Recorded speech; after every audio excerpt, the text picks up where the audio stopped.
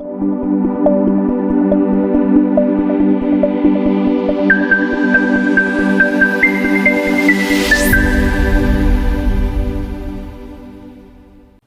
Engineer کے مقلدین میں سے وہ طبقہ جو آج بھی خود کو اہل سنت سمجھتا ہے، مرزا صاحب کے مقلدین میں سے وہ طبقہ جو آج بھی خود کو اہل سنت سمجھتا ہے، میری مؤدبانہ عاجزانہ گزارش ہے وہ میری بات کو ٹھنڈے دل کے ساتھ سنیں، سمجھیں ذرا۔ میں آپ کے ضمیر کو جوڑتا ہوں، میں آپ کی روح کو بیدار کرتا ہوں اس جملے کے ساتھ کہ اگر آپ اہل سنت ہیں، اگر آپ چھوڑیں اہل سنت نام کو بھی، اگر آپ مسلمان ہیں، ایمانداری سے ایک بات بتائیں، کیا قرآن میں رد و بدل ہوا ہے؟ آپ کا جواب ہوگا نہیں۔ وہ اگر آپ کا جواب ہوتا ہے ہاں تو وہ تو ابھی ہم آگے بات کرنے جا رہے ہیں، لیکن اگر آپ کا جواب ہوتا ہے نہیں تو خدا را ذرا سمجھیں اس بات کو، جو آدمی تحریف قرآن کے ثبوت دے رہا ہو اس آدمی کی گمراہی میں آپ کو کوئی شک ہے؟ جواب کیا ہوگا؟ نہیں۔ جواب ہوگا آپ کا ہاں۔ جب اس آدمی کی گمراہی میں آپ کو کوئی شک نہیں بچا تو یہ آج ہم پڑھنے جا رہے ہیں مرزا انجینئر تحریف قرآن کے دلائل دے رہا۔ گو اگر مرزا انجینئر تحریف قرآن کے دلائل دے رہا اور اس کے بعد بھی آپ اس آدمی کو یہ سمجھتے ہیں کہ یہ راہ حق پر ہے، یہ آدمی گمراہ نہیں ہے، تو یقین کریں آپ اندھیرے میں۔ آپ کو سمجھنا چاہیے کہ آپ گمراہی پر ہیں، کہ اگر اس کے بعد بھی آپ اس آدمی کو ہدایت پر سمجھتے ہیں، اس آدمی کو حق پر سمجھتے ہیں۔ یہ کتنی خطرناک بات ہے، وہ جو ہم پہلے دن سے بولتے تھے بات کہ صحابہ میں تشکیک پیدا کرنے کا مسئلہ یہ ہے کہ وہ قرآن اور حدیث کو ہمارے ہاتھوں سے چھڑوانا چاہتے ہیں، اور قرآن اور حدیث میں شک جب ہی پیدا کیا جا سکتا ہے جب بنیادی اس کے جو راویان ہیں ان کو کسی طرح لوگوں کی نظروں میں مشکوک ٹھہرایا جائے۔ پہلے انہوں نے صحابہ کو آپ کی نظروں میں مشکوک ٹھہرایا، اور اب دیکھ لیجئے وہ تحریف قرآن کے مسئلے پہ بھی بات کرنے جا رہا ہے۔ میری باتیں یقین کریں جذباتی نہیں، میری باتیں حقیقی ہیں۔ میں صرف توجہ یہ دلانا چاہ رہا ہوں کہ آگے جب ہم پڑھیں گے، آگے ہم صرف اور صرف اہل سنت پہ ہم پر لگائے ہوئے الزام کا جواب دیں گے، نہ کہ کسی فرقہ واریت کو ہوا دیں گے۔ میں صرف یہ واضح کر دینا چاہتا ہوں کہ یہ مرزا انجینئر کا مقابلہ نہیں ہے۔ آپ یقین کریں آپ لوگوں کو گمراہی سے بچانے کی کوشش ہے کہ جو یہ آدمی یوٹیوب کے ذریعے لوگوں کو آہستہ آہستہ گمراہ کرنے کی کوشش کر رہا ہے۔ میں ایک دفعہ پھر عرض کر دوں کہ اگر اس سب کے بعد بھی کوئی آدمی مرزا انجینئر کو یعنی کہ راہ راست پر سمجھتا ہے تو اسے اپنے دماغ اور آنکھوں کا علاج کروانا چاہیے، اسے اپنے کانوں کا علاج کروانا، اسے اپنے تزکیہ نفس کی فکر کرنی چاہیے کہ کہاں اس کا دل بہکا جا رہا ہے۔ آپ اندازہ کریں۔ تو جناب علی عرض یہ ہے کہ علی الحسن نقوی صاحب نے سوال کیا کہ یہ جو ارتداد صحابہ کہتے ہیں قائل ہیں نعوذ باللہ، اور اس کے علاوہ یہ تحریف قرآن کے قائل ہیں، یہ تو خیر سارے اہل سنت تقریباً زمانے۔ مرزا جی نے بات روکتے ہوئے کہہ دیا تحریف قرآن کے تو قائل ہیں، تو میرے بھائی میں نے پہلے بتایا تحریف قرآن کا جو قائل ہے، سنو ذرا بات، یہ ہونا کیا، یہ ہو کیا رہا تھا یہ میں آپ کو بتاؤں۔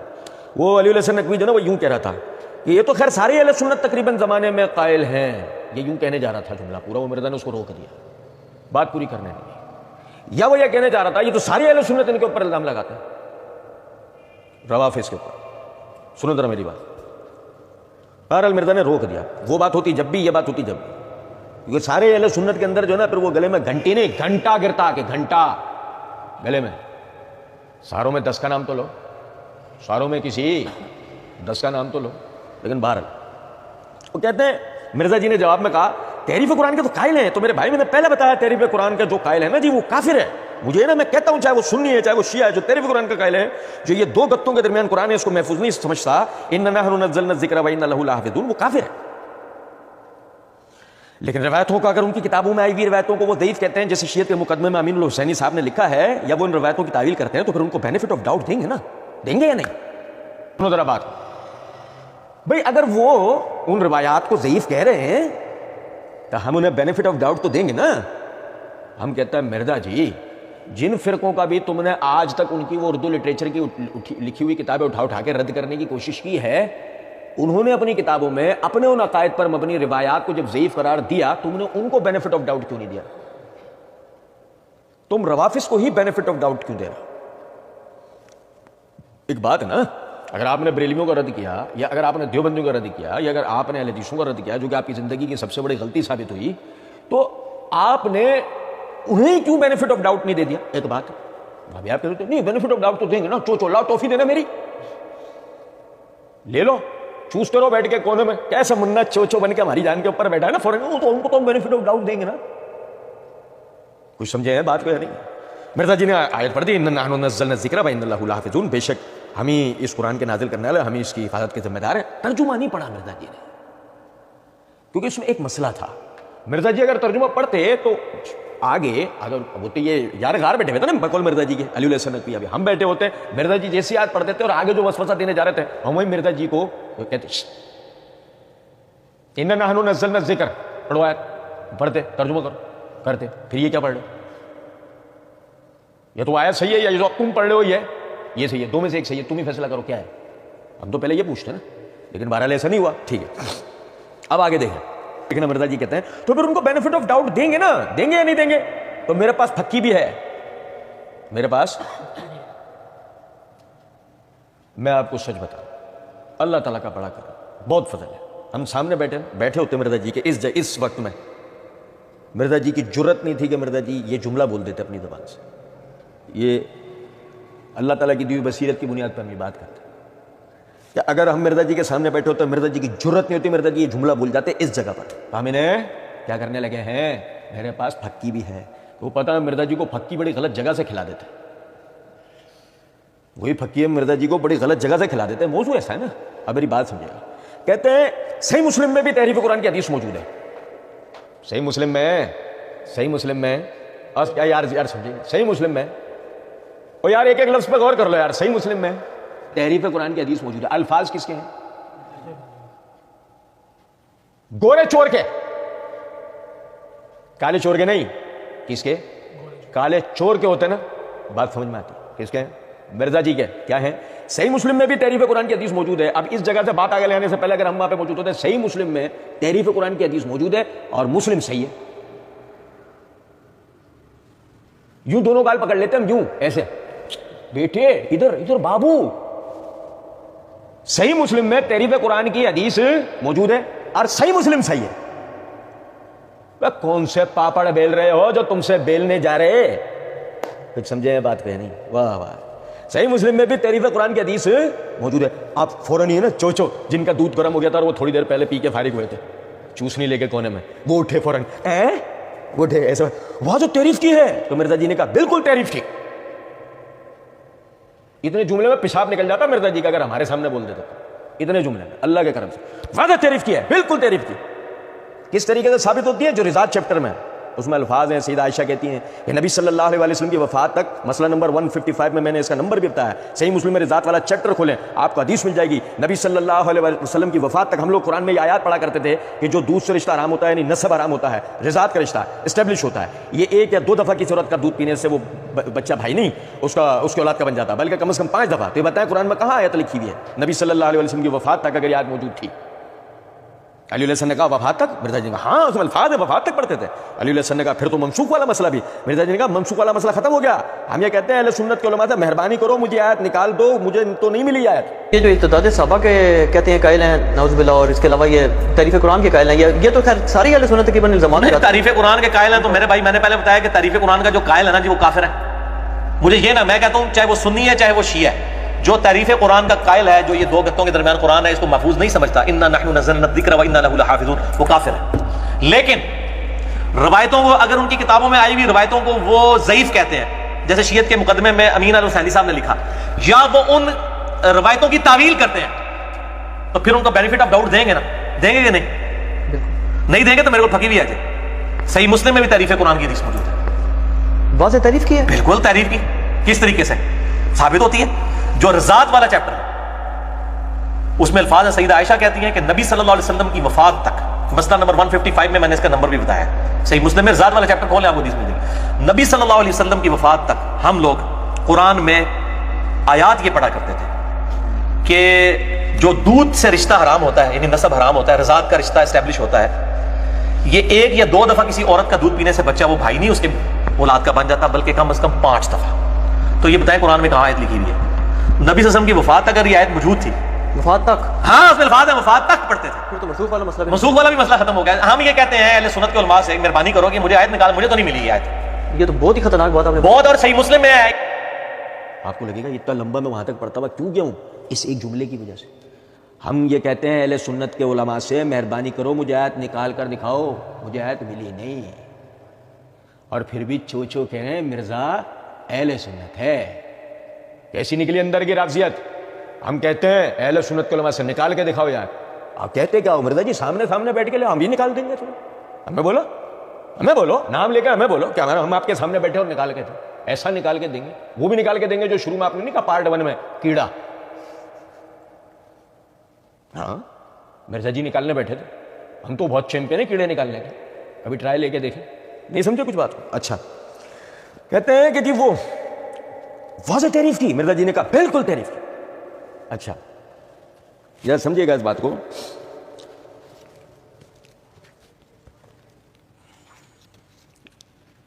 یہ میرے ہاتھ میں مفردات القرآن ہے، امام راغب اصفہانی رحمۃ اللہ علیہ کی، اس کے صفحہ نمبر 225 کے اوپر وہ کہتے ہیں التحریف، تعریف الشیء کے معنی کسی چیز کو ایک جانب مائل کر دینا، کسی چیز کو ایک جانب مائل کر دینا، جیسے تحریف القلم ہے، یعنی قلم کو ٹیڑھا خط لگانا، ٹیڑھا کر کے قلم کو لکھنا، اور تحریف الکلام کے معنی کلام کو اس کے موقع و محل سے پھیر دینا کہ اس میں دو احتمال پیدا ہو جائے، اس کے اصل معنی مفہوم سے اس کو ہٹا دینا تاکہ اس کو معنوں میں فرق آ جائے۔ قرآن میں ہے یحرفون الکلم عن مواضعہ، کہ یہ لوگ کلمات کو یعنی کتاب کے اپنے مقامات سے بدل دیتے ہیں، اور دوسرے مقام پر من بعد مواضعہ ہی ہے کہ یعنی ان کے محل اور صحیح مقام مقرر ہو جانے کے بعد۔ وَقَدْ كَانَ فَرِيقٌ مِّنْهُمْ يَسْمَعُونَ كَلَامَ اللَّهِ ثُمَّ يُحَرِّفُونَهُ مِن بَعْدِ مَا عَقَلُوهُ، کہ جیسے تیسرے مقام پہ اللہ نے فرمایا کہ ان میں سے کچھ لوگ کلام خدا کو سنتے ہیں یعنی تورات کو، پھر اس کے سمجھ لینے کے بعد اس کو بدل دیتے ہیں، اس کو سمجھ لینے کے بعد اس کو بدل دیتے ہیں۔ اب دیکھیں اس تعریف کا مقصد کیا ہے؟ اس تعریف کا مقصد یہ ہے کہ تحریف الکلام کا مطلب ہوتا ہے کلام کو اس کے معنی مفہوم سے بدل دینا، کہ عبارت اس طرح بدلے کہ اس کا حقیقی جو معنی تھا نا وہ ختم ہو جائے، عبارت اس طرح بدلے کہ اس کا حقیقی معنی ختم ہو جائے اور دوسرا معنی اس کی جگہ لے۔ صحیح۔ اچھا اسی طریقے سے آپ دیکھیے گا یہ مفردات القرآن کے صفحہ نمبر 1044 1045 پہ النسخ، النسخ نون سین خے، النسخ اس کے اصل معنی ایک چیز کو زائل کر کے دوسری کو اس کی جگہ پر لانے کے ہیں، جیسے دھوپ کو، دھوپ کی جگہ سائے کو، اور سائے کا دھوپ کو زائل کر کے اس کی جگہ لے لینا، جوانی کے بعد بڑھاپے کا آنا، یا اسی طرح دیگر مثالیں۔ پھر کبھی اس سے صرف ازالے کا معنی مراد ہوتے ہیں، جیسے فرمایا فَيَنْفَخَ اللَّهُ مَا يُلْقِي الشَّيْطَانُ، تو جو وسوسہ شیطان ڈالتا ہے اللہ اس کو دور کر دیتا ہے، یا نسخ بمعنی زائل کرنے کا ہے۔ اور کبھی صرف اسبات کے معنی میں استعمال ہوتا ہے، کبھی اس سے معنی دونوں معنی مفہوم حاصل ہوتے ہیں۔ لہذا نسخ الکتاب یعنی کتاب اللہ کے منسوخ ہونے سے ایک حکم کو زائل کر کے پھر اس کی بجائے دوسرا حکم نازل کرنا مراد ہوتا ہے، ایک حکم ختم کیا اس کی جگہ دوسرا حکم۔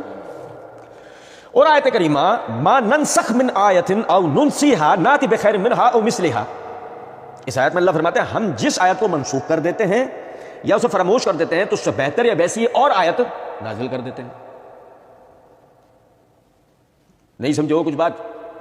تب دو جملوں میں لب لباب یہ ہے، نسخ اللہ کی طرف سے ہوتا ہے، منسوخ کا مسئلہ اللہ کی طرف سے ہوتا ہے، اور تحریف الکلام یعنی محرف کا مسئلہ ہوتا ہے مخلوق کی طرف سے۔ نسخ کا تعلق مخلوق سے، تھوڑی سی باریک بات ہی ہے، اگر ہم اس کو سمجھ لیں گے تو یہ زندگی بھر ہمیں کام آئے گی انشاءاللہ۔ نسخ کا تعلق خالق سے ہے، تحریف کا تعلق مخلوق سے ہے۔ نسخ والی آیات کو یا احکامات کو اگر کوئی آدمی تحریف کی دلیل کے طور پہ پیش کر رہا ہو، اس سے بڑا کوئی جنگلی جاہل ہو سکتا ہے؟ نسخ کی یعنی کہ آیت حدیث کو، منسوخیت کی آیت حدیث کو اگر کوئی تحریف کی دلیل کے طور پہ پیش کر رہا ہے تو اندازہ کریں گے اس سے بڑا جاہل کون ہوگا جس کو یہ نہیں پتا کہ تحریف میں اور تنسیخ کے اندر کتنا فرق ہے۔ اچھا جی، پھر جب ہمیں یہ بات سمجھ میں آ گئی تو اب ذرا یہ دیکھیے گا، مرزا جی کہتے ہیں صحیح مسلم میں بھی تعریف قرآن کی حدیث میرے پاس تھکی ہے، صحیح مسلم میں بھی تعریف قرآن کی حدیث موجود ہے کہ بالکل تعریف کی کس طریقے سے ثابت ہوتی ہے؟ وہ جو رضات والا چیپٹر اس میں الفاظ سیدہ عائشہ کہتی ہیں کہ نبی صلی اللہ علیہ وسلم کی وفات تک ہم لوگ قرآن میں یہ آیات پڑھا کرتے تھے کہ جو دودھ سے رشتہ حرام ہوتا ہے، ہم قرآن میں یہ آیات پڑھا کرتے تھے، ہم قرآن میں یہ آیات پڑھا کرتے تھے کہ جو دودھ سے رشتہ حرام ہوتا ہے یعنی نسب حرام ہوتا ہے، رضات کا رشتہ بھی رضات کا رشتہ اسٹیبلش ہوتا ہے، یہ ایک یا دو دفعہ کی ضرورت کا دودھ پینے سے بچہ وہ بھائی نہیں اس کی اولاد کا بن جاتا بلکہ کم از کم 5 دفعہ۔ تو یہ بتائیں قرآن میں کہاں آیت لکھی ہوئی ہے کہ نبی صلی اللہ علیہ وسلم کی وفات تک اگر آیت موجود تھی تو اب مسئلہ تو سارا یہ ہے کہ اس کا تعلق احکام سے ہے، اور احکام میں سب سے پہلے ناسخ و منسوخ کو دخل ہوتا ہے۔ مرزا جی نے اصولی طور پر بات کرنی تھی ناسخ اور منسوخ کی سب سے پہلے، یعنی کہ دیکھیں آگے علی الحسن نقوی نے یہی وجہ ہے لقمہ دیا بھی، لیکن چونکہ مرزا جی تو رٹ رٹا کے بیٹھے تھے، مرزا جی کو بیچارے کو پلے کچھ بھی نہیں، الف سے بے نہیں جانتا، الف کے اوپر والے ڈنڈے سے نیچے کا، نیچے سے اوپر والے ڈنڈے سے اوپر کا نہیں جانتا کہ الف یوں کیوں لکھا جاتا۔ آپ میری بات سمجھے ذرا۔ تو اب وہ بیچارہ غریب جو ہے وہ بھول گیا جو رٹا اس کو لگوایا گیا تھا، اور بھائی سمجھے نہیں، اس نے توجہ بھی دلائی، علی الحسن نقوی نے توجہ بھی دلائی، پھر تو منسوخ والا مسئلہ بھی، تو مرزا جی نے فوراً کہا منسوخ والا مسئلہ ختم ہو گیا، ہم یہ کہتے ہیں کہ اہل سنت والجماعت مہربانی کرو ہمیں یہ آیت نکال کے دو، مجھے یہ آیت نہیں ملی۔ اس کا مطلب یہاں ناسخ و منسوخ کی بحث ان کو پتا تھی کہ یہ بحث ہوتی ہے یہاں پہ، لیکن اس کو مرزا جی نے چھڑا، کیونکہ چھڑ دے تو ساری عمارت مرزا جی کی گر جاتی۔ اچھا جی ذرا دیکھیں، یہ جو مرزا جی کے کہنے کے مطابق ہم نے صحیح مسلم اٹھائی، صحیح مسلم میں کتاب الرضاعت نکالا، امام نووی رحمۃ اللہ علیہ رضاعت کے بیان میں حدیث نمبر 3493، یعنی کہ پہلے تو 3492 اس حدیث کو لے کے آئے جس میں الفاظ مرزا جی نے جو پڑھ کے دکھایا وہی فیما یقرأ من القرآن، کہ ہم اس کو قرآن میں پڑھا کرتے تھے، ہم اس کو قرآن میں، مرزا جی کا ترجمہ کہ ہم اس کو قرآن میں پڑھا کرتے تھے۔ اچھا دیکھو 3492 یہ حدیث تھی، 3493 حدیث کو ذرا دیکھنا، غور کرنا ذرا بات کو، کہ عائشہ رضی اللہ تعالیٰ عنہ فرماتی ہیں کہ نزل فی القرآن 10 رضاعات معلومات ثم نزل ایضا 5 معلومات۔ دیکھو ذرا حدیث ذرا پچھلے صفحے پہ ہوتی، اگلے صفحے پہ ہوتی، کوئی الگ جلد میں ہوتی، کوئی الگ باب کے تحت ہوتی، کوئی الگ کتاب کے اندر ہوتی، تو ہم کہتے ہیں کہ مرزا جی نے یہاں پہ دھاندلی اور دھوکے بازی نہیں کی۔ لطف کی بات تو یہ ہے کہ جہاں سے مرزا جی نے روایت پڑھ کے سنائی نا، کہ میں نے مسئلہ 155 میں حدیث کا نمبر بھی بتا دیا ہے، ہم نے حدیث نکالی اور حدیث کے نیچے اگلی حدیث جو ہے اس کے اندر الفاظ یہ ہیں کہ حضرت عائشہ فرماتی ہیں نزل فی القرآن 10 رضاعات معلومات ثم نزل ایضا 5 معلومات، کہ پہلے 10 مرتبہ چسکی لینے پر حرمت کا حکم نازل ہوا تھا، اور ساتھ ہی پھر 5 مرتبہ چسکی لینے پر، دودھ پینے پر، یعنی کہ حرمت کا حکم نازل ہوا۔ تو اس کا مطلب یہ ہے کہ حضرت عائشہ رضی اللہ تعالیٰ نے خود ناسخ و منسوخ کی طرف توجہ دلا رہی ہے یا نہیں؟ اور یار سمجھے نہیں، نیچے ہی تھا مسئلہ، مرزا جی پڑھ دیتے تو میت اڑ جانی تھی مرزا جی کی، ہیں کہاں سے اڑتی؟ نیپال سے۔ سنو ذرا بات کو اور دیکھیں، عبداللہ بن ابی بکر، مرزا جی نے جو روایت پڑھی ہے 3492، عبداللہ بن ابی بکر باواسطہ امرہ، باواسطہ عائشہ صدیقہ رضی اللہ تعالی عنہا ان الفاظ کو بیان کرتے ہیں کہ ان الفاظ کو وَهِيَ فِيمَا يُقْرَأُ مِنَ الْقُرْآنِ، اور نہیں سمجھے کہ ہم اس کو قرآن میں سے پڑھتے تھے، ہم اسے قرآن میں پڑھتے تھے۔ اچھا اب دیکھیے کہ ذرا بات کو، یہ میرے ہاتھ میں مسند المستخرج امام ابو نعیم اصبہانی رحمۃ اللہ علیہ کی، یہ صحیح مسلم پر استخراج ہے، صحیح مسلم کی احادیث کی تخریج ہے قدیم، اس کی جلد نمبر 4 کا صفحہ نمبر 125 پر امام ابو نعیم اصبہانی رحمۃ اللہ علیہ باب قائم کرتے ہیں، باب لا یحرم الا 5 رضاعات او 10، اس بات کے بیان میں ہے کہ حرمت ثابت نہیں ہوتی سوائے اس کے کہ 5 مرتبہ رضاعت ہے یا 10 مرتبہ۔ اس کے تحت حدیث نمبر 3398 لے کے آئے، سنو ذرا بات کو، وہی کہ عبداللہ بن ابی بکر یعنی مالک باواسطہ عبداللہ بن ابی بکر باواسطہ امرہ باواسطہ عائشہ روایت کو بیان کرتے ہیں کہ سنو ذرا بات کو، الفاظوں پہ غور کر لو جو میں آپ کو توجہ دلا رہا ہوں، کہ فیما انزل اللہ من القرآن 10 رضاعات معلومات یحرمنا ثم نسخنا ب5، نازل ہوئی تھی قرآن کے اندر آیت 10 مرتبہ رضاعت کی، ٹھیک ہے، جو حرمت ثابت کرتی تھی، ثم، او یار سنو ذرا بات کو، ثم نسخنا، پھر کیا ہوا ہے؟ یہ صحیح مسلم کے اصل متن جو امام نووی رحمۃ اللہ علیہ نے درج کیا اس میں بھی الفاظ ہیں، اس کے استخراج کے اندر بھی الفاظ ہیں، ثم نسخنا، پھر وہ منسوخ ہوا، ٹھیک ہے، اور ہم اس کو پڑھتے رہے، یعنی کہ نبی صلی اللہ علیہ وسلم کی وفات تک ہم اس کو پڑھتے رہے قرآن میں، نبی صلی اللہ علیہ وسلم کی وفات تک، یعنی یہ مسئلہ تحریف کا نہیں ہے، یہ مسئلہ تنسیخ کا ہے، منسوخیت کا مسئلہ ہے۔ اچھا پھر عبداللہ بن ابی بکر اس کو بیان کرتے ہیں باواسطہ امرہ، اور ذرا دیکھو جو نیچے روایت ہے 3493، یحییٰ بن سعید باواسطہ امرہ، یعنی ان کے کلاس فیلو یحییٰ بن سعید باواسطہ امرہ اس روایت کو بیان کرتے ہیں، اس میں الفاظ ہیں نزل فی القرآن 10 رضاعات معلومات ثم نزل ایضا 5 معلومات، کہ جس طرح 10 مرتبہ رضاعت کی آیت قرآن میں اتری اسی طریقے سے 5 مرتبہ کی بھی اتری۔ اب سنو ذرا بات کو، پھر استخراج میں 3400 نمبر کے تحت اسی باب اسی جلد اسی صفحے کے اوپر اسی باب کے تحت 3400 نمبر حدیث میں یحییٰ بن سعید باواسطہ امرہ باواسطہ عائشہ اس روایت کو بیان کرتے ہیں، اور آگے لکھا ہے وکانت تفتی بذالک، وکانت تفتی بذالک، اور حضرت عائشہ اسی پہ فتویٰ دیا کرتی تھیں، اور حضرت عائشہ اسی پہ فتویٰ، اور یار سمجھے ہی نہیں ہم بات کو، اگر حضرت عائشہ رضی اللہ تعالیٰ عنہ فتویٰ یہ 5 مرتبہ پہ دیتی ہیں اور آیت قرآن کے اندر موجود ہے تو حضرت عائشہ 5 مرتبہ پہ فتویٰ دے ہی کیسے سکتی ہیں؟ ہم سمجھے نہیں یہ بات کو. اگر آیت قرآن کے اندر نازل ہوئی ہے منسوخ نہیں ہوئی ہے, بھلے تعریف ہو جائے بھلے رد و بدل ہو جائے, اور یار میری بات سنو ذرا, حضرت عائشہ اگر 5 مرتبہ پہ فتویٰ دیتی ہیں تو اس کا مطلب کیا ہوا کہ حکم تو باقی ہوگا نا حضرت عائشہ کی نظروں میں تو ہوگا. وہ تو مثال اگر یہ حضرت عائشہ کے الفاظ ہیں وہ ہی فیما یقرأ من القرآن, ہم اسے قرآن میں پڑھتے تھے, اگر یہ حضرت عائشہ کے الفاظ ہیں تو حضرت عائشہ کا فتویٰ اس کے خلاف کیوں ہے؟ یہ حضرت عائشہ کے الفاظ نہیں ہے. ایک تحقیق کا آپ کو نقطہ دے رہا ہوں, یہ الفاظ عبداللہ بن ابی بکر کے ہیں, لیکن ہم کہتے ہیں کہ الفاظ حضرت عائشہ کے ہی صحیح. اگر انہوں نے فتویٰ اپنے بیان کردہ الفاظ کے خلاف دے دیا تو یہ ثابت کرتا ہے کہ اس کے اندر یعنی ناسخ و منسوخ کا مسئلہ ہے, تحریف کا نہیں, کیونکہ بھلے تحریف ہو جاتی ہے حضرت عائشہ کی بات سے پیچھے ہٹ سکتی تھی, سوال ہی نہیں پیدا ہوتا. سنو اور آگے دیکھنا ذرا بات کو. کوئی کہ ارے لائے ہو بڑے دور کی لائے ہو, مثالیں کوئی کہتے ہیں ہمارے پاس تو بڑے بیٹھے ہیں, نہیں سمجھو, ہمارے پاس تو بڑے بیٹھے ہیں. بڑے کون؟ جن پر شیطان بھی الہام کرتا ہے. سنو ذرا بات کو, یہ دیکھو کوئی کہ تم لائے ہو, یہ میرے رات میں سنو کبرا امام نسائی کی.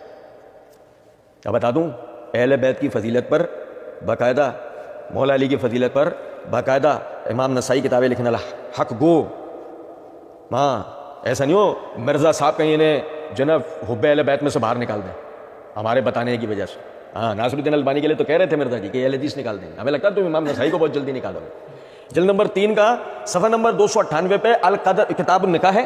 کتاب النکاح میں باب قائم کیا ہے؟ القدر الذی یحرم من الرضاعۃ, وہ پیمانہ کہ جس پر حرمت رضاعت ثابت ہوگی. وذکر اختلاف الفاظ الناقلین للخبر فی ذلک عن عائشہ, اور ہم ذکر کریں گے اس باب کے تحت ناقلین سے کہ جنہوں نے حضرت عائشہ سے روایت کو بیان کرنے میں الفاظوں کا اختلاف کیا. یہ الفاظ حضرت عائشہ کے, اور یار سمجھے ہی نہیں, یہ الفاظ حضرت عائشہ کے نہیں ہیں. تو یہ کہنا کہ جی وفات تک حضرت عائشہ پڑھتی رہی, نہیں, عبداللہ بن ابی بکر کے یہ الفاظ ہیں. اور نہیں ہو تو ہم نے تو کہا نا کہ یہ سوال تو آپ کی گردن کے اوپر ہے, حضرت عائشہ نے اس کے خلاف فتویٰ کیسے دے دیا. اور پھر دیکھیں یہ میرے ہاتھ میں سنن ابن ماجہ ہے. سنن ابن ماجہ کے اندر کتاب النکاح ہے. امام ابن ماجہ نے باب قائم کیا ہے, باب لا تحرم المسۃ ولا مستان. ایک یا دو چسکیوں سے حرمت ثابت نہیں ہوتی, اس کے تحت حدیث نمبر 1943 ہے. سنو بڑی غور سے. حدثنا عبد الوارث بن عبد الصمد بن عبد الوارث حدثنا ابی ہے حدثنا حماد بن سلمہ عن عبد الرحمن بن قاسم عن عبد الرحمن بن قاسم عن ابی ہے عن عمرہ عن عائشہ. عبد الرحمن بن قاسم اپنے والد قاسم با واسطہ عمرہ, یعنی یحییٰ بن سعید کے مطابق قاسم کر رہے ہیں. سنو ذرا بات کو. عن عائشہ انہا قالت کان فیما انزل اللہ من القرآن, کان فیما انزل اللہ من القرآن ثم سکتا لا یحرم الا 10 رضعات او 5 معلومات. کہ یہ قرآن میں پہلے آیت اتری تھی, پھر منسوخ ہو گئی, پھر منسوخ ہو گئی, اور 5 مرتبہ کا حکم اترا. یہ حضرت عائشہ کے الفاظ ہم اسے وفات تک پڑھتے رہے, یہ الفاظ حضرت عائشہ کے نہیں ہے.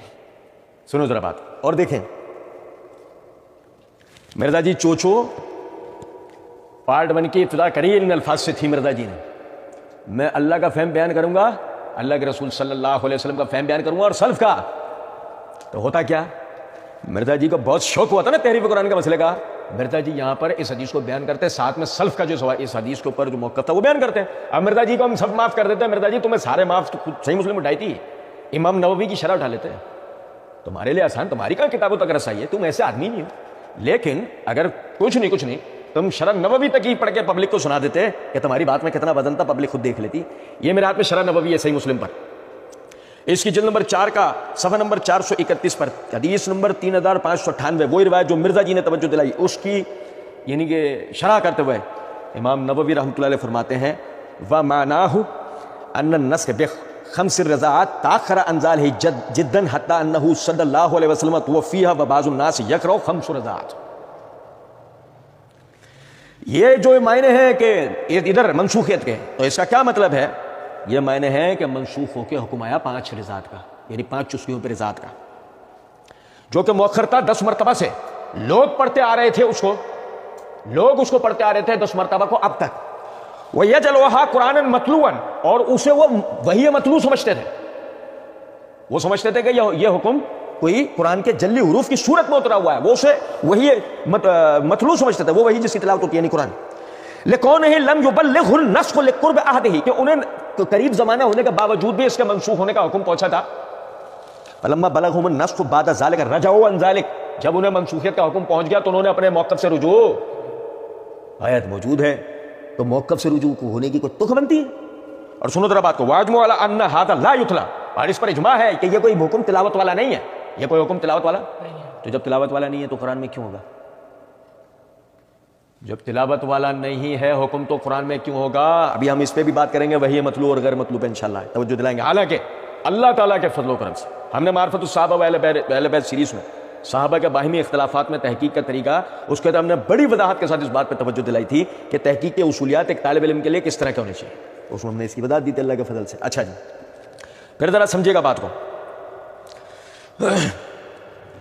یہ امام نووی رحمۃ اللہ علیہ کا حوالہ میں نے آپ کو دیا, امام بغوی رحمۃ اللہ علیہ ان کی شرح السنہ ہے, اس کی جلد نمبر 5 کا صفحہ نمبر 64 کتاب النکاح ہے, اس کے اندر باب انہوں نے کہا کہ باب ما ثبت به حرمت من عدد الرضاعات, اس کے تحت حدیث نمبر 2277 کے اوپر یعنی کہ تشریح کرتے ہوئے وہ فرماتے ہیں, وقول عائشہ ام المؤمنین عائشہ رضی اللہ تعالیٰ عنہ کا یہ کہنا, فتوفی رسول اللہ صلی اللہ علیہ وسلم وهي فيما يقرأ من فی القرآن, کہ رسول اللہ صلی اللہ علیہ وسلم کی وفات ہو گئی اور ہم اس کو قرآن میں سے پڑھتے تھے. اردت به قرب عہد النسخ من وفات رسول اللہ صلی اللہ علیہ وسلم حتی کان بعض من لم یبلغ النسخ یقرأ علی رسم الاول, کہ یہ نبی صلی اللہ علیہ وسلم کے وفات کے قریب ترین زمانے کی بات ہے کہ جب کہ ابھی لوگوں کو اس کے منسوخ ہونے کا معاملہ پہنچا نہیں تھا اور وہ اس کو پہلے کی طرح پڑھا کرتے تھے, اس کو پہلے کی طرح پڑھا کرتے تھے. لأن النسخ لا يتصور بعد رسول اللہ صلی اللہ علیہ وسلم, کیونکہ یہ طے شدہ بات ہے کہ تصور بھی نہیں ہو سکتا کہ کوئی قرآنی حکم نبی صلی اللہ علیہ وسلم کی وفات کے بعد منسوخ ہو. تصور بھی کیسے ہو سکتا ہے, کیونکہ یہ حکم منسوخ ہو گیا تو وہی اترے گی نا, وہی کس پہ اترے گی, تو ان کا تو انتقال ہو گیا. تو یہ کہنا کہ یہ آئے تو وفات رسول تک ہم پڑھتے رہے, یہ کیسے ممکن ہے؟ کہ فتویٰ آپ کا اس کے خلاف ہے. اگر یہ حکم بعد میں منسوخ ہوتا بقول آپ کے جو خود حضرت عائشہ کہہ رہی ہیں, تو یہ کیسے ممکن تھا کہ وہ وفات تک آیت موجود ہوتی؟ سمجھے ہیں بات کو یا نہیں؟ وہ کہتے ہیں کہ یہ تصور ہی نہیں ہو سکتا کہ نبی صلی اللہ علیہ وسلم کی وفات کے بعد کوئی حکم منسوخ ہو. وَيُجَوِّزُ بِقَائِلِ الْحُكْمِ مَعَ نَسْخِ التِّلَاوَةِ كَالرَّجْمِ فِي الزِّنَا, کہ اس کا حکم بالکل اسی طرح باقی ہے کہ جیسے تلاوت منسوخ ہوئی زانی کو رجم کرنے کے حوالے سے, حکم کی تلاوت منسوخ ہوئی زانی کو رجم کرنا, حکم باقی من ارتفاع التلاوت فی القرآن, قرآن میں سے اس کی تلاوت کو اٹھا لیا گیا, حکم باقی رہا. زانی کے رجم کرنے کے مسئلے کی تلاوت کو قرآن میں سے اٹھا لیا گیا لیکن حکم باقی رہا. بالکل اسی طریقے سے آیت قرآن کے اندر سے یعنی کہ رضاعت, حرمت رضاعت کی آیت کو اس کو اٹھا لیا گیا مگر حکم باقی رہا. لأن الحکم یثبت بأخبار الأحاد ویجب العمل به, کیونکہ یہ بات طے شدہ ہے کہ حکم ثابت ہوتا ہے خبر واحد پر اور اس پر عمل بھی ہوتا ہے. اور سنیں ذرا بات کو, یہ میرے ہاتھ میں امام ابن ملکن رحمۃ اللہ علیہ کے البدر المنیر ہے, اس کی جلد نمبر 6 کا صفحہ نمبر 308 کتاب الرضاع کے اندر یہی حدیث کو وہ نقل کرنے کے بعد فرماتے ہیں, وَهُنَّ فِيمَا يُقْرَأُ, ہم اس کو پڑھا کرتے تھے اسی میں. ایو حکمن کما نبہ علیہ الرافعی وقال غیرہ ان النسخ بخمس رضاعات تاخر انزالہ جدا حتی انہ علیہ السلام توفی وبعض الناس تقرأ خمس رضاعات قرآن متلوا, کہ جیسے کہ امام رافعی نے بھی پہلے اس میں توجہ دلا دی ہے اور ان کے علاوہ بھی لوگوں نے کہا ہے کہ جو ناسخ حکم تھا وہ 5 مرتبہ رضاعت کا تھا, اور وہ یعنی کہ وہ حکم نازل ہوا رسول اللہ صلی اللہ علیہ وسلم کی وفات کے قریب زمانے میں, اور اس کے بعد آپ صلی اللہ علیہ وسلم کی وفات ہوئی. مگر لوگ جو ہے اس کو تلاوت کرتے تھے وہی مطلوب سمجھ کے کہ یہ قرآن کا حصہ ہے کہ اس کی تلاوت ہوگی کوئی خدا نہ خاصہ. لِكَوْنِهِ لَمْ يَبْلُغُ النَّسْخُ أَحَدَهُ, کہ انہیں اس وقت تک اس کے منسوخ ہونے کا حکم پہنچا نہیں تھا. فَلَمَّا بَلَغَهُمْ النَّسْخُ بَعْدَ ذَلِكَ رَجَعُوا عَنْ ذَلِكَ, جب ان کے پاس اس کے منسوخ ہونے کا حکم پہنچ گیا تو سب نے ہی اس مسئلے سے کہ اس کی کوئی تلاوت ہوگی کوئی قرآن کا حصہ ہے انہوں نے اس سے رجوع کر لیا. اور اس کے بعد دیکھیے گا یہ تلخیص الحبیر ہے حافظ ابن حجر رحمۃ اللہ علیہ کی, اس کی جلد نمبر 4 کا صفحہ نمبر 10 کے اوپر وہ یہی حضرت عائشہ رضی اللہ تعالیٰ عنہا والی روایت نقل کر کے امام حافظ ابن حجر رحمۃ اللہ علیہ کہتے ہیں وہ حمل ذالک علی قراءۃ حکمھا, اور باقی رہا اس کا حکم کا یعنی کہ اس کی قرأت باقی نہیں رہی, اس کے جو نا حکم باقی رہا.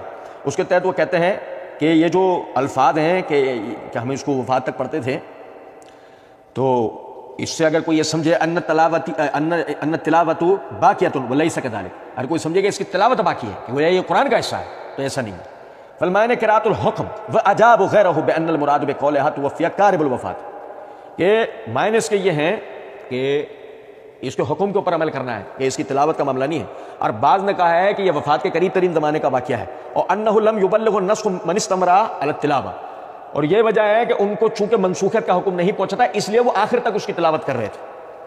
اور دیکھیے گا یہ الاتقان فی علوم القرآن، جلال الدین سیوطی رحمۃ اللہ علیہ کی کتاب، جو کہ انہوں نے یعنی اس قرآنی جو اصولیات و احکامات ہیں اس کے اوپر انہوں نے کتاب لکھی ہے. اس کی جلد نمبر 2 کے صفحہ نمبر 42 کے اوپر وہ کہتے ہیں السابعہ، منسوخ کی قسم بتاتے ہوئے کہتے ہیں السابعۃ النسخ فی القرآن علی ثلاثۃ اعذار. قرآن میں منسوخیت 3 طرح پر ہے. قرآن میں منسوخیت 3 طرح پر. احدھا، ان میں سے پہلی یہ ہے ما نسخ تلاوت ہے وہ حکم ہی مان، حکم اور تلاوت دونوں منسوخ ہو جائے، حکم اور تلاوت دونوں ہی منسوخ ہو جائے. قالت عائشہ کان فیما انزل اشر رضات معلومات فنسخنا بخمس معلومات فتوفی رسول اللہ صلی اللہ علیہ وسلم وہن مما یقرأ من القرآن رواہ الشیخان.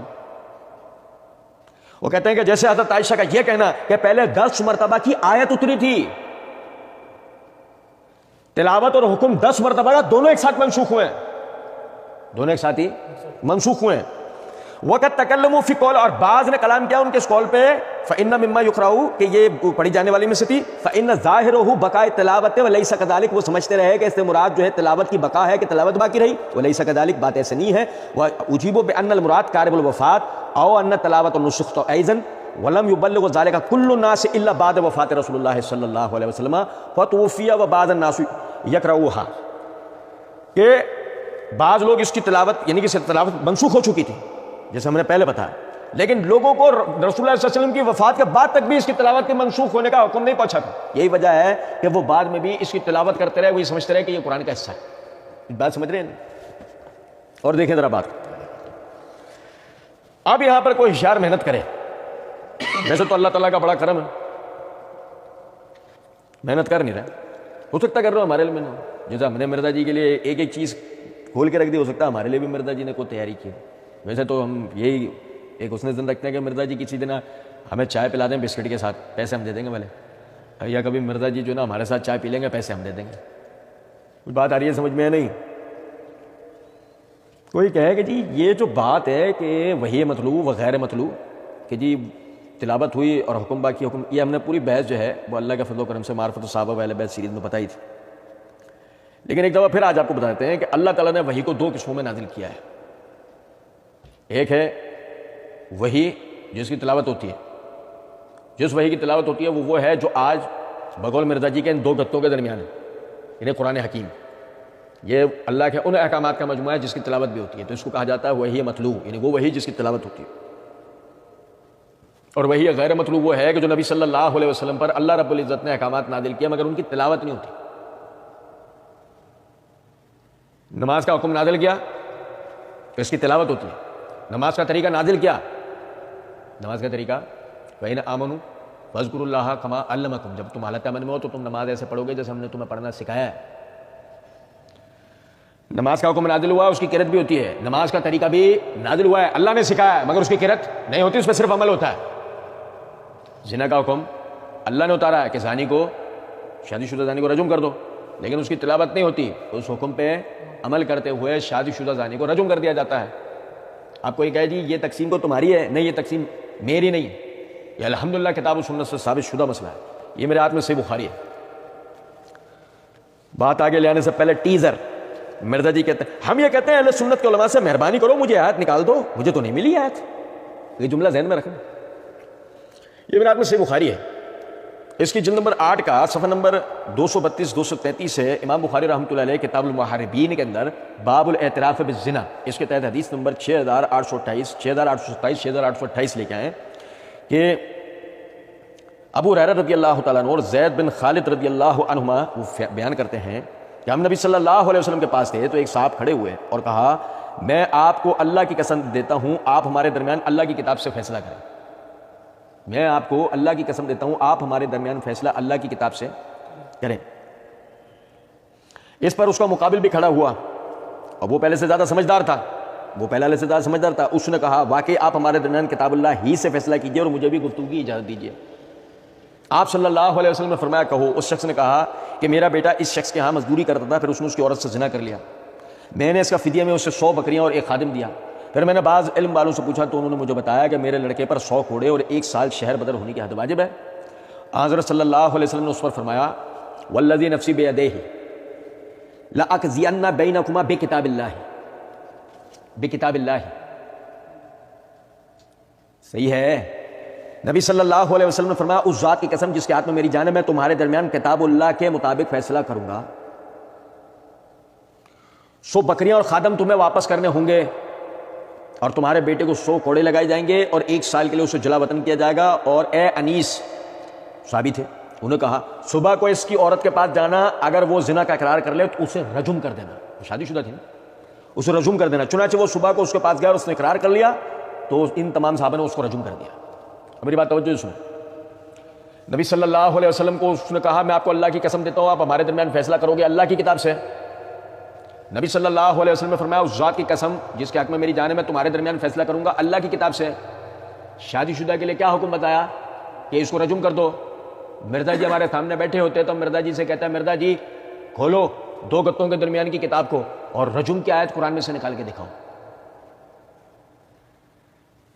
رجم کی آیت قرآن میں سے نکال کر دکھاؤ. وہ اگر نہ نکال سکو تو اپنے استاد غامدی صاحب کی طرح صاف کہہ دو رجم کا حکم بھی ثابت نہیں ہے. اس پر بھی ہم سے نقد لے لینا، کوئی مسئلہ نہیں ہے، ہم تو اس کے لیے بھی تیار ہیں. تم اتنا بھی بول دو گے تو اس کے بعد اور ہم تمہاری دوسری ٹانگ بھی باندھ دیں گے. ابھی تو پہلی باندھی ہے. سنو ذرا بات کو.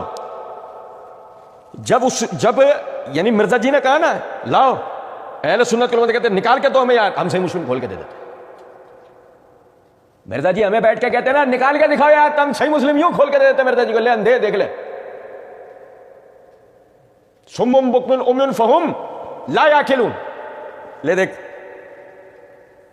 کتاب اللہ سے دکھا رہا ہوں. کون ماں کا لال ہے جو کہتے نہیں ہے؟ اور نہیں سمجھے بات کو. اے یار رجم کا حکم ہم نے پڑھا، صحیح بخاری سے پڑھ رہے تھے، کون سا کتاب اللہ میں تھا. لیکن مان رہے ہو کہ کتاب اللہ کا ہے یا نہیں؟ نہیں مانو گے تو دیکھو تمہارے ساتھ ایسے کھیلیں گے جیسے جوکر سرکس میں بال کے ساتھ کھیلتا. کچھ آ رہی ہے سمجھ میں بات یا نہیں؟ گو اگر تم مانو گے تو پھر تم آیت رضات کے لیے یہ کہہ رہے ہو کہ ہم تمہیں نکال کے دیں. کیا نکال کے دیں؟ اٹھاؤ صحیح مسلم پڑھ لو، یہ نہیں موجود. کیسے نے کہا تعریف ہو گئی. سمجھے ہیں بات کو یا نہیں؟